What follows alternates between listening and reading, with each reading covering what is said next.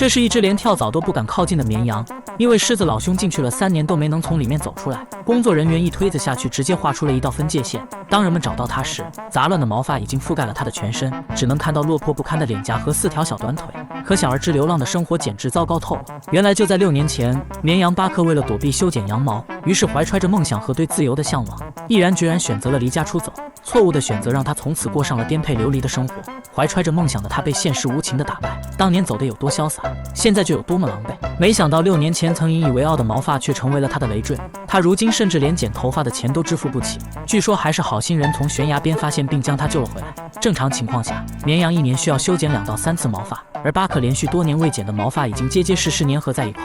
这也是他在野外至今没有被狼吃掉的原因。毕竟狼也不知道从哪里下嘴，就算是蚂蚁来了都得开导航。狮子看了更是直摇头表示嫌弃。此时他看上去就像一个行走的棉被。为了巴克的健康着想，农场主决定帮他摆脱身上沉重的负担，但厚重的羊毛让他行动非常不便，还是2人合力才将他从车上拉下来。下车的时候因重心不稳直接摔倒在地，一旁的绵羊愣是看了半天都没认出是自己的同类。狗子们也纷纷凑上前好奇打量着这个奇怪的家伙。巴克被盯得害羞地低下脑袋，脸上早已没有了昔日的桀骜与稚嫩。在外流浪的生活磨灭了他所有的气焰，厚重的羊毛压得他快要无法喘气，就连想看清前方的路都很艰难。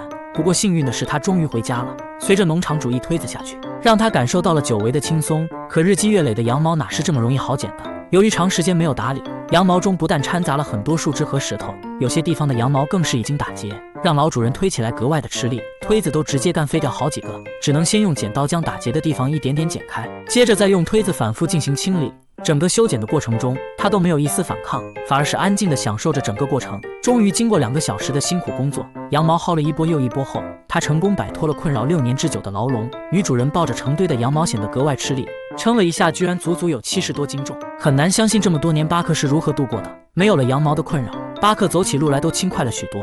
主人担心绵羊光着身子会着凉感冒，因此特意为他定制了一件新衣服，随后将他带回到6年前生活的羊圈。熟悉的环境并没有引起他的注意，而是埋头狼吞虎咽开启了干饭模式。他不记得已经多久没有吃到如此香甜的甘草了。岁月在他的脸上写满了风霜，望着眼前陌生而又熟悉的家园，他不禁思考起6年前的选择是否正确。